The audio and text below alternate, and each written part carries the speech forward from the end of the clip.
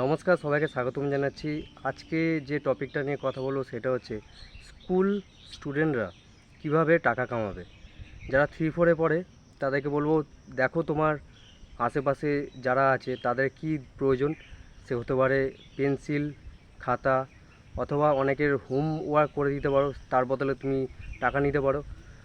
যারা 10, 11, 12-এ আছো, 8, 9-এ আছো, তারা ফ্রিল্যান্সিং করতে পারো, ইউটিউব ভিডিও বানাতে পারো, ব্লগ লিখতে পারো। যদি এগুলোতে তোমরা ভালো ভালো লিখতে পারো তাহলে ব্লগ করতে পারো, যদি ভালো বলতে পারো তাহলে পডকাস্ট করতে পারো, যদি ভালো ভিডিও বানাতে পারো তাহলে ইউটিউব করতে পারো।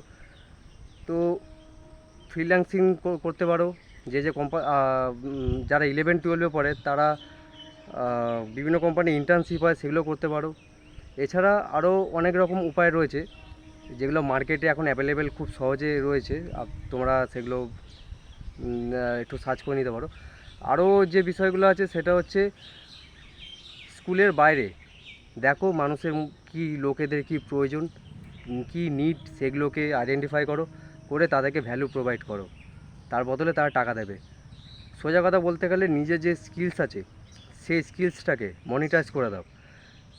তোমার হয়তো গান গাইতে ভালো লাগে, তোমার হয়তো নাচ করতে ভালো লাগে, তোমার হয়তো পেন্টিং করতে ভালো লাগে, তো সেটাও করতে পারো। সোশ্যাল মিডিয়া এখন অনেক রয়েছে, মার্কেটিং, সেটাও করতে পারো। সোশ্যাল মিডিয়াতে পোস্টিং করতে পারো, তার জন্য যারা অলরেডি এক্সিস্ট আছে তাদের হয়ে কাজ করে দিতে পারো। অনেক রকম আইডিয়া অ্যাভেলেবেল রয়েছে, শুধু নিজের ইচ্ছাটা থাকা চাই, নিজের কোনটা ভালো লাগে সেটাকে আইডেন্টিফাই করা চাই।